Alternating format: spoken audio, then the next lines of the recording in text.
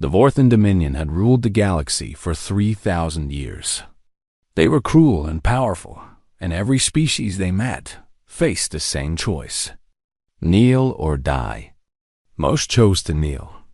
Commander Zethral stood on the bridge of his flagship, the Eternal Wrath. He was tall and covered in dark scales, with eyes that glowed like dying embers. Before him, on the large view screen, floated a small blue planet. His scouts had found it 6 months ago, tucked away in an unremarkable corner of the galaxy. The natives called it Earth. What do we know about them? Zethral asked his second-in-command. They are called humans, Commander. They have barely achieved space travel. Their fleet consists of perhaps 200 small vessels. Nothing that could challenge even our patrol ships. Zethral made a sound that passed for laughter among his kind. It was a dry, rasping noise. Another easy conquest. Begin the subjugation broadcast. Give them 1 day to surrender. If they refuse, we destroy their largest cities as an example. The message was sent. It traveled at the speed of light and reached Earth within minutes. Every screen on the planet flickered. Every radio station went silent. And then the alien voice spoke, cold and without mercy. People of Earth, you have been selected for integration into the Vorthan Dominion. Surrender your governments and militaries within 1 planetary rotation. Resistance will result in the destruction of your population centers.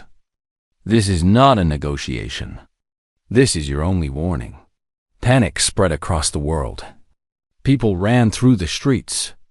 Governments called emergency meetings. Military leaders gathered to discuss options, but they all knew the truth.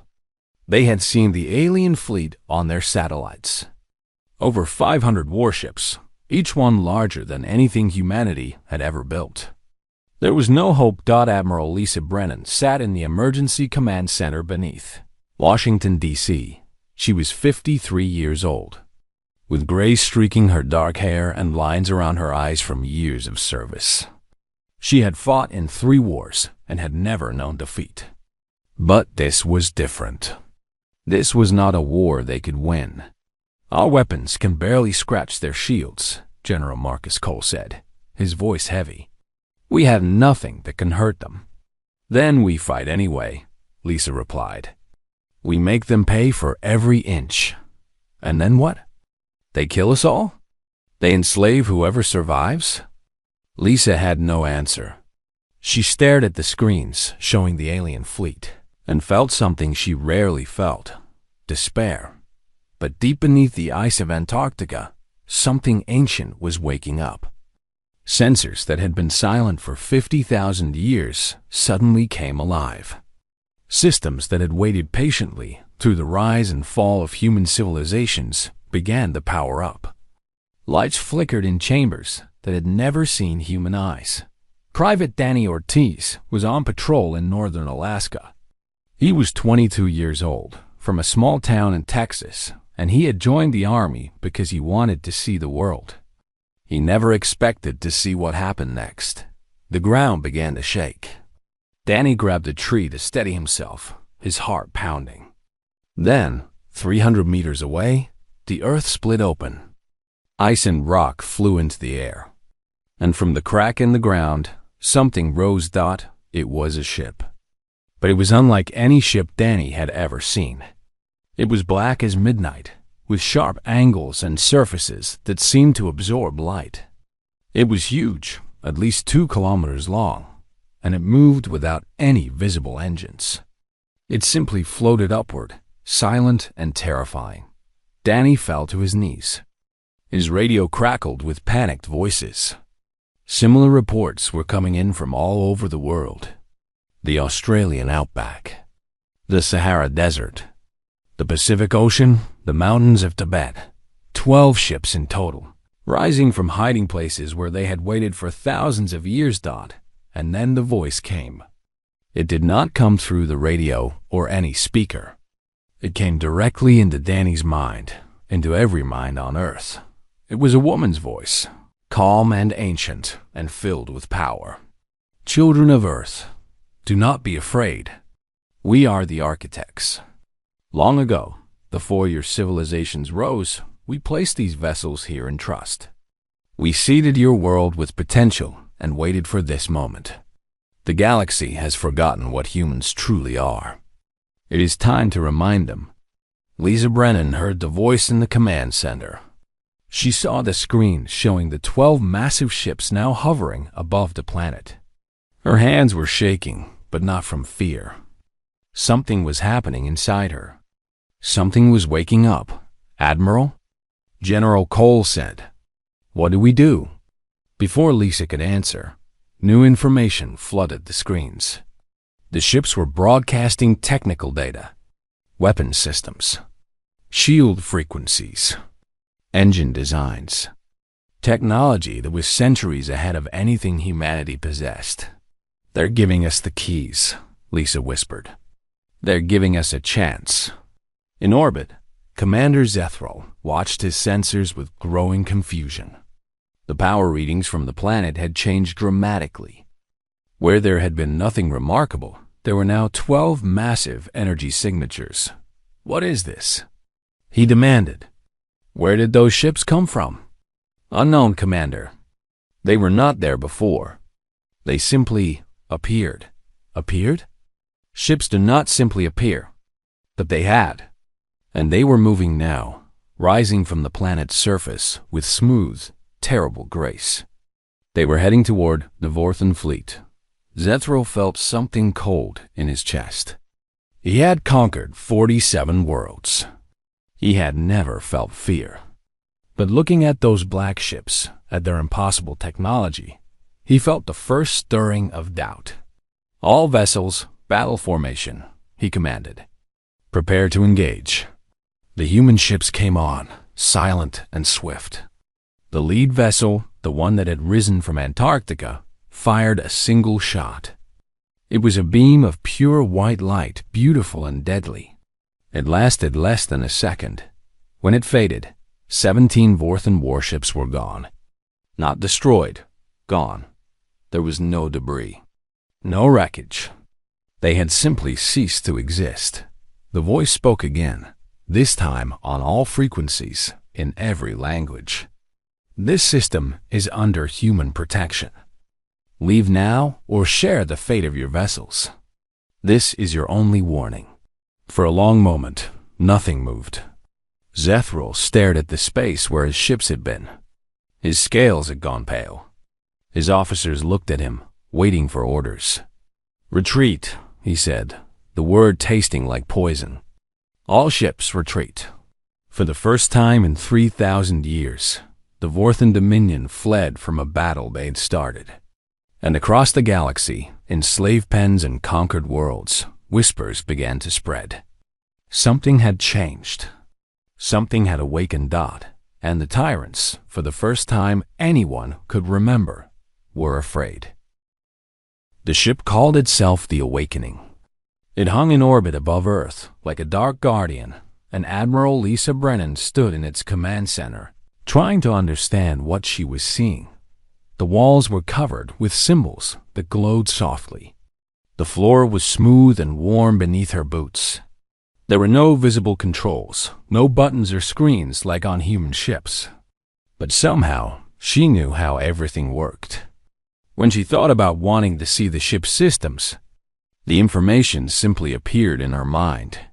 This is impossible, said Dr. Kevin Park. He was a scientist from NASA, sent to study the alien technology. He was a thin man with glasses and nervous hands, and he had been saying those words every few minutes since they came aboard. The materials alone are beyond anything we can make. The power systems break every law of physics we know. And yet here we are, Lisa replied. She placed her hand on a smooth panel, and suddenly she was somewhere else. Not physically, but in her mind. She saw stars, millions of them. And among the stars, she saw history. Humans, she learned, were not from Earth, not originally. They were the children of the architects, an ancient race that had once protected the galaxy. The architects had been powerful beyond imagination. They had built wonders that spanned star systems. They had kept peace among 1,000 species, but something had gone wrong. A great war had erupted, a war so terrible that it threatened to destroy everything. In their final days, the architects had made a desperate choice. They had hidden their children on remote worlds, erasing their memories, letting them start over. Earth was one such hiding place. They gave us a chance to grow without their shadow, Lisa said, speaking the words as she understood them. They hoped we would become something better than they were. Better how? Kevin asked. I don't know, but I know this. The Vorthan Dominion rose after the architects disappeared. They've been conquering the galaxy for 3,000 years. And they never knew that we were here, waiting. The information continued to flow. Lisa saw the 12 ships and their purpose. They were not weapons, not really. They were keys. They were meant to unlock something in human beings themselves. On the surface of Earth, that unlocking had begun. Captain Maria Santos was a pilot stationed at Edwards Air Force Base. She was 34 years old, with dark hair cut short and steady hands that had flown every aircraft the military possessed. 3 days after the awakening, she discovered she could do something new. She was in the hangar, working on her fighter jet when she felt it. A connection, not with the jet, but with the computers inside it. She could sense the data flowing through the systems. And when she focused, she could change it. With just her thoughts, she adjusted the navigation computer, ran diagnostics, and accessed files that would normally require passwords. What the hell? She whispered. Similar things were happening all over the world. Sergeant Ben Cooper, a Marine stationed in California, woke up one morning and could see things no one else could see. Energy patterns, heat signatures, the electrical impulses in living bodies. It was like the world had gained a new layer that only he could perceive. Laura Gibson was a schoolteacher in Ohio. She had never been good at math, but suddenly she could calculate anything. Complex equations that would take computers hours to solve appeared in her mind instantly. She looked at the stock market and understood it like a simple story. She looked at traffic patterns and could predict accidents before they happened. It's in our blood, Kevin explained to the assembled leaders aboard the Awakening. The architects didn't just leave us ships. They left us potential, abilities that were locked away in our genes, waiting for the right signal. The ships are that signal. How many people are affected?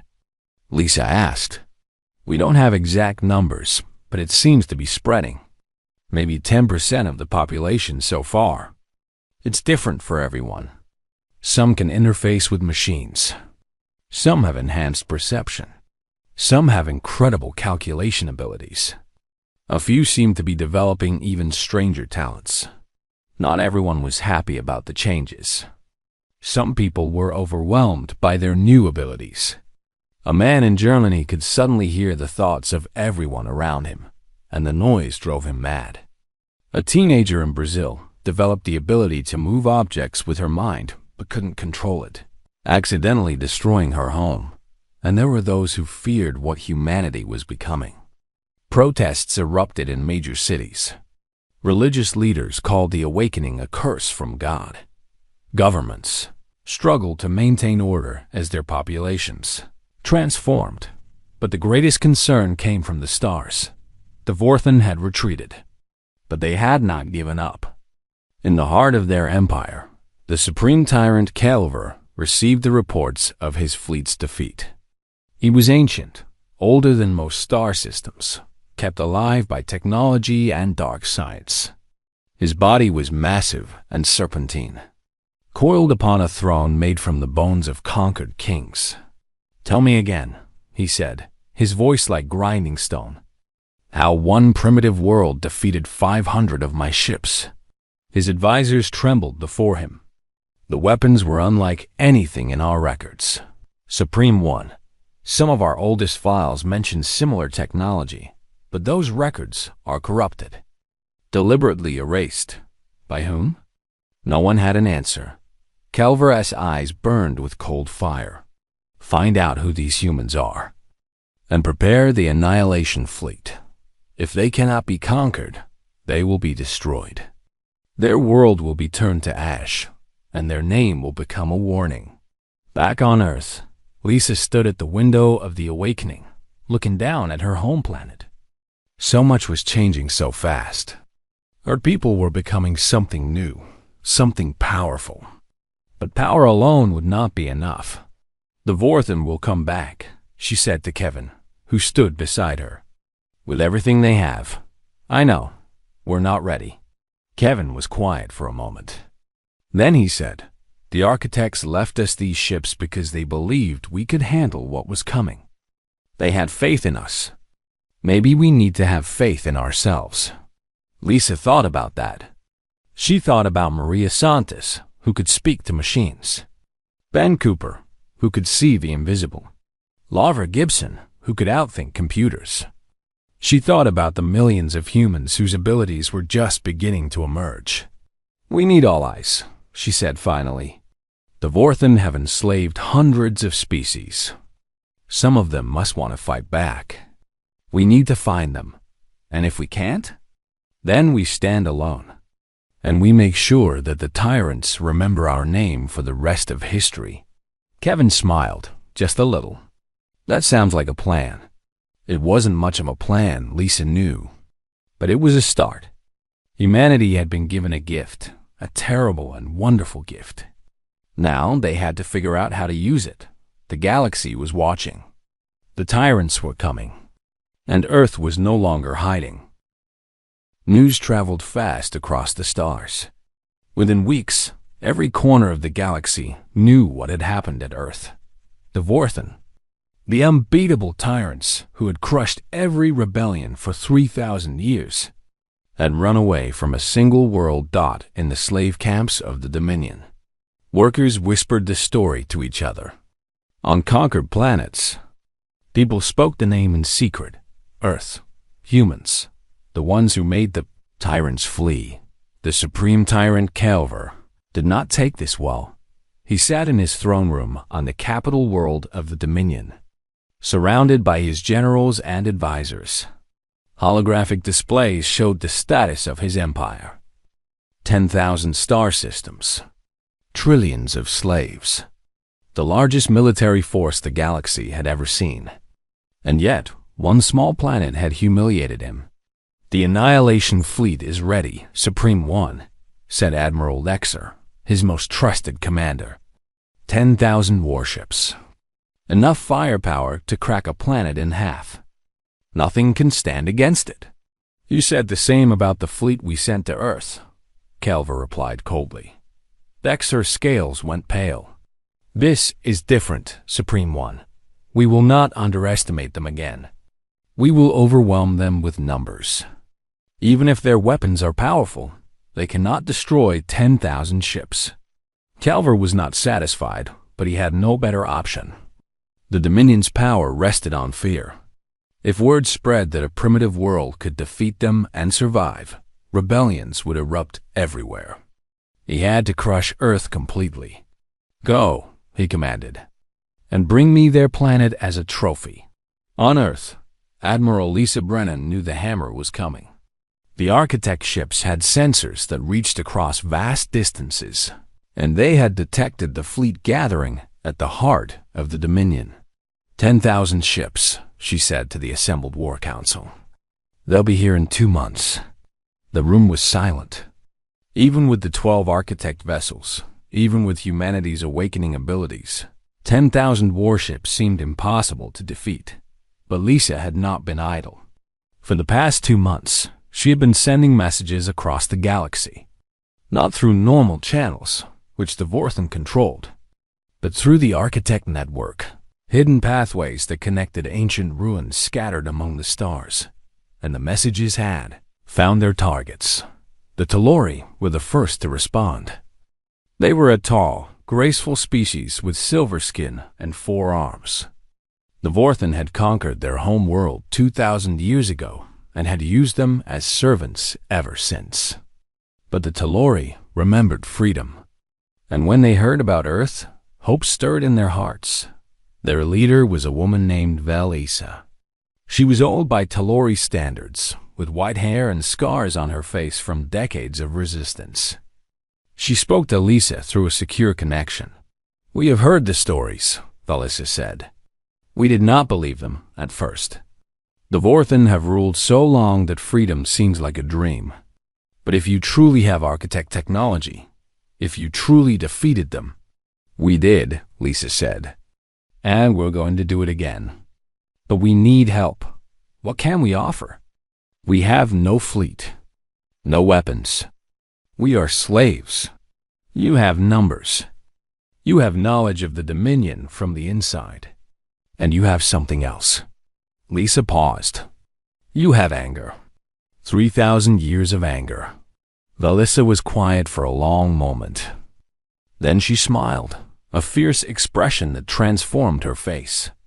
Yes, we do." The Talori were not the only ones who answered. The Crix came next, an insectoid species whose homeworld had been destroyed by the Vorthen. They had been scattered across the galaxy, surviving in hiding, nursing their hatred. Then came the Melodians, gentle beings who had been forced to work in Dominion mines until their hands bled. Then the Sarvex, the Holony, the Tamori, and a dozen other species. Some brought ships. Some brought information. Some brought nothing but their willingness to fight. Lisa welcomed them all. While the Alliance gathered, humanity continued to change. More and more people were awakening to new abilities. Maria Santos had become the leader of a new corps of pilots who could interface directly with their ships, flying with impossible precision. Van Cooper was training soldiers to use enhanced perception in combat. Scientists with expanded minds were unlocking the secrets of architect technology faster than anyone had thought possible. But there were problems, too. The awakening was not easy for everyone. Some people could not control their abilities. Others were driven mad by powers they did not want. And there were those who wanted to use their gifts for darker purposes. A man named Victor Crane had awakened with the ability to control others' minds. He gathered followers, people who believed that the awakened should rule over those who had not changed. He called himself the next step in evolution. Lisa had to deal with him personally. She led a team to his compound in Nevada, where he had established a small cult. The confrontation was brief and violent. Crane's mind control did not work on Lisa. The architect technology had given her protections he did not understand. "You could have been a hero," she told him, standing over his defeated form. "You could have helped us save the world." "I am saving the world," he spat. "The weak must serve the strong. That is the law of nature." "That is the law of the Vorthen," Lisa replied. "And we're about to show the galaxy how wrong they are." Crane was imprisoned. His followers were scattered. But the incident reminded Lisa that the awakening was a double-edged sword. Power could corrupt as easily as it could save. The weeks passed quickly. The Alliance fleet gathered in the shadow of Jupiter, hidden from Vorthen sensors. There were 1,200 ships now, a mix of human vessels, architect technology, and the contributed ships of a dozen species. It was nothing compared to the Annihilation fleet, but it was everything they had. Lisa stood on the bridge of the awakening, looking at the assembled armada. Maria Santos was at her side, connected to the ship systems through thought alone. "They're coming," Maria said. "The Vorthen? They'll be here in 3 days. I know. Are we ready?" Lisa thought about the question. They had trained. They had prepared. They had gathered OIs and unlocked technologies. But 10,000 ships was still 10,000 ships. "No," she admitted. "But we're going to fight anyway." "Why?" Lisa pointed to the ships around them. The Talori vessel, flying free for the first time in millennia. The Crix fighters, manned by the last survivors of a dead world. The human ships, crewed by people who had been ordinary civilians just months ago. "Because they believe in us," she said. "Because we gave them hope. And because if we don't stand here, no one will. The Vorthen will keep conquering and enslaving until the whole galaxy is under their boot. Someone has to say no. Someone has to draw a line." Maria nodded slowly. "Then we draw it here." "We draw it here," Lisa agreed. "And we make them pay for every inch." The storm was coming. The greatest fleet the galaxy had ever seen was about to crash against a single star system.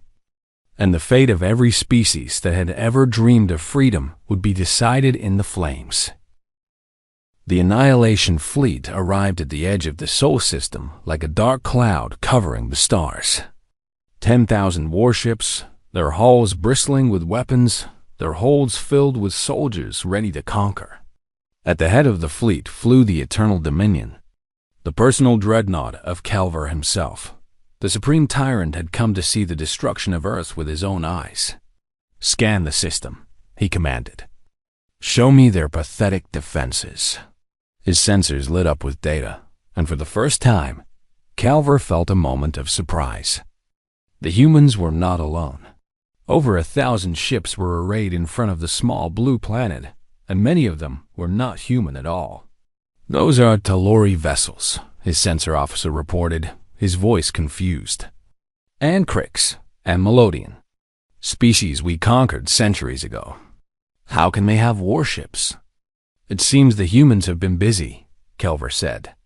His voice was calm, but inside, cold fury burned. The slaves were rising. The galaxy was forgetting its fear. This could not be allowed. "All ships, advance," he ordered. "Crush them all. Leave nothing alive." The Vorthen fleet surged forward, weapons charging, shields glowing. They were confident. They had won 1,000 battles. They had never known defeat. Admiral Lisa Brennan watched them come from the Bridge of the Awakening. Her hands were steady, her mind clear. Around her, the officers of her combined fleet waited for orders. Human, Talori, Crix, and a dozen other species, all fighting together for the first time. "Remember the plan," Lisa said over the fleet-wide channel. "We cannot match them ship for ship. We have to be smarter. We have to be faster. And we have to believe that we can win." "We believe," came the reply from Vel Issa of the Talori. "We believe," echoed the Crix commander. One by one, every ship in the fleet answered. "We believe. We believe. We believe." "Then let's show them what freedom looks like," Lisa said. "All ships, engage." The battle began. The Architect vessels led the charge, their white beams cutting through Vorthen warships like light through shadow. Behind them came the Allied fleet, smaller ships darting between the enemy formations, hitting weak points and retreating before the Vorthen could respond. Maria Santos flew at the head of the awakened pilots. She was connected to her fighter through thought alone, every movement an extension of her will. She danced through the enemy fire, her guns finding targets with impossible precision. Around her, other awakened pilots did the same. "Focus on their command ships," she ordered. "Take out their coordination, and their formation falls apart." The battle spread across millions of kilometers. Ships exploded in silent fire. Debris filled the space between worlds. The Vorthen had numbers, but the Allies had something else. They had desperation. They had hope. They had nothing left to lose. On the Eternal Dominion, Calvor watched the battle with growing anger. His fleet was winning slowly, grinding down the enemy through sheer numbers. But they were taking losses. Heavy losses. Ships that had conquered worlds were being destroyed by slaves who should have been kneeling. "This is taking too long," he growled. "All ships, break formation. Attack at will. Overwhelm them with chaos." It was a mistake. The Allied fleet had been designed for chaos. Their ships were smaller, faster, more maneuverable. In a structured battle, the Vorthons' numbers were their strength. In chaos, they became their weakness. Maria Santos led a wing of fighters directly into the center of the Vorthon formation. They moved like a single organism, their awakened minds linked together, sharing information faster than any computer. They crippled 3 heavy cruisers in 2 minutes, then vanished before the Vorthon could respond. Ben Cooper was on the ground on Earth, leading the defense against the Vorthon landing parties. His enhanced perception let him see the enemy before they could see him. He directed human forces with perfect precision, turning every city into a death trap for the invaders. Laura Gibson sat in a command bunker, her enhanced mind processing data from the entire battle. She saw patterns that no one else could see, predicted enemy movements before they happened, and fed that information to the fleet in real time. But the Vorthon kept coming. For every ship they destroyed, 2 more took its place. The Allied fleet was shrinking, their losses mounting. Even with all their advantages, they were being worn down. Ben Calver made his move. "I tire of this," he announced, rising from his throne. "If they will not die quickly, I will end this myself." The Eternal Dominion surged forward, breaking through the Allied line. It was heading directly for Earth. Lisa saw it coming. She knew what the Tyrant intended. The Eternal Dominion carried a planet killer, a weapon capable of shattering Earth's core. If it got close enough to fire, everything they had fought for would be lost. "All ships, focus on the Dreadnought," she ordered. "Stop him at any cost." The Allied fleet threw itself at the Eternal Dominion. Ships crashed against its shields, weapons pounded its armor. But the Dreadnought was massive and powerful, and it barely slowed. "It's not enough," Maria said, her voice tight. "We can't stop it." Lisa looked at the approaching monster. She thought about Earth below, about the billions of people counting on her.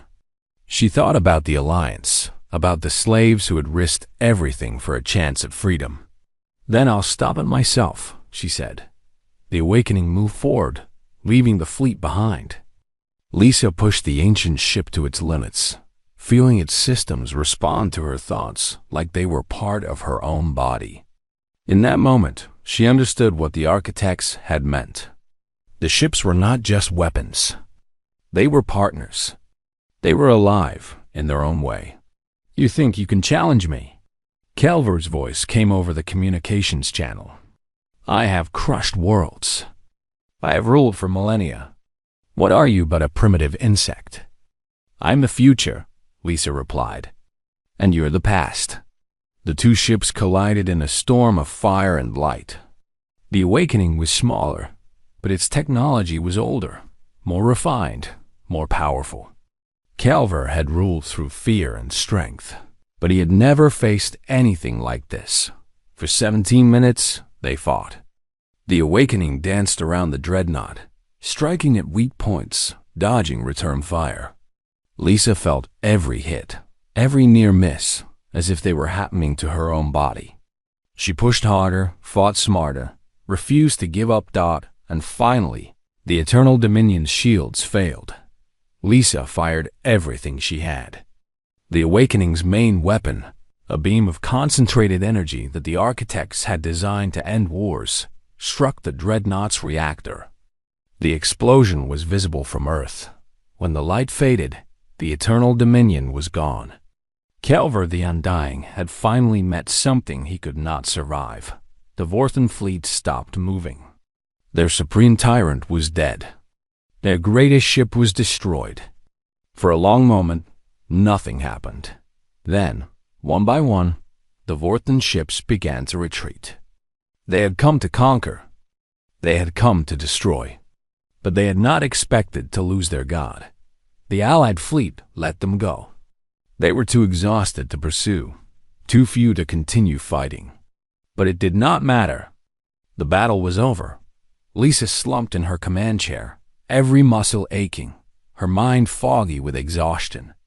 Maria's voice came over the comm, trembling with emotion. "We did it." "Lisa, We actually did it.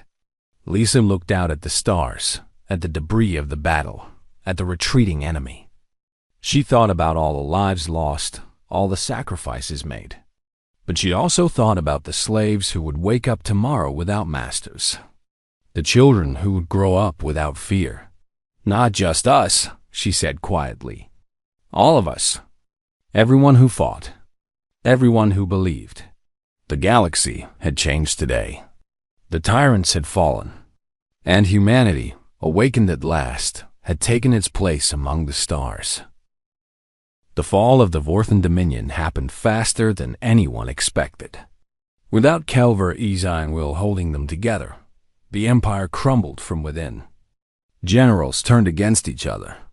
Planetary governors declared independence. And everywhere, the slaves rose up. On 100 worlds, chains were broken. The Talori reclaimed their ancient homeland, walking through ruins that had been forbidden to them for 2 millennia.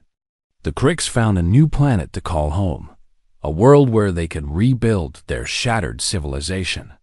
The Melodians sang songs of freedom that echoed across their star system. Voices that had been silenced for generations, finally heard again. Earth found itself at the center of a new galaxy.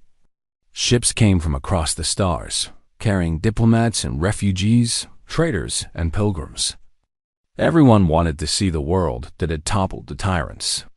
Everyone wanted to meet the humans who had awakened. Admiral Lisa Brennan stood at the window of the Galactic Assembly Hall, watching the ships come and go. The hall had been built in orbit above Earth, a neutral place where every species could meet as equals. It had been her idea, a symbol of the new order they were trying to create. "You could have been Queen of the Galaxy," said a voice behind her. Lisa turned to see Dr. Kevin Park.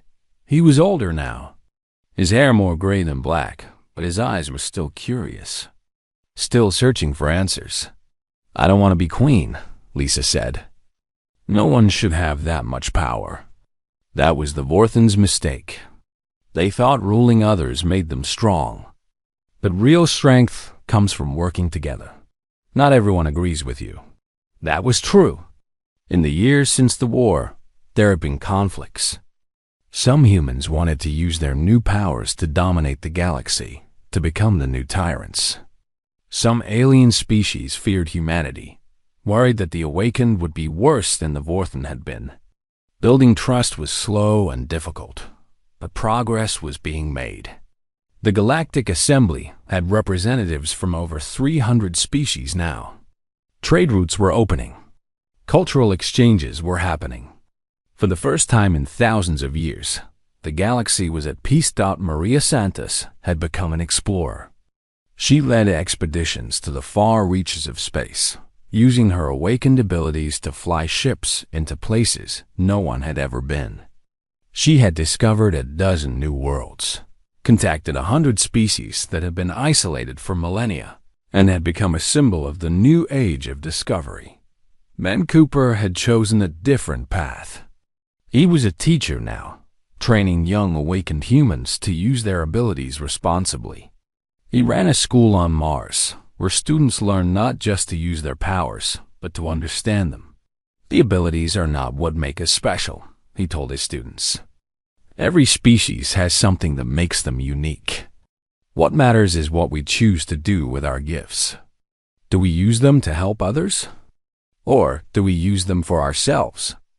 Laura Gibson had become a diplomat. Her enhanced mind let her understand complex negotiations, to see solutions that others missed. She spent her days mediating disputes between species, finding common ground where there seemed to be none. 10 years after the Battle of Sol, a discovery was made that changed everything. Maria Santos found it on an expedition to the galaxy's edge.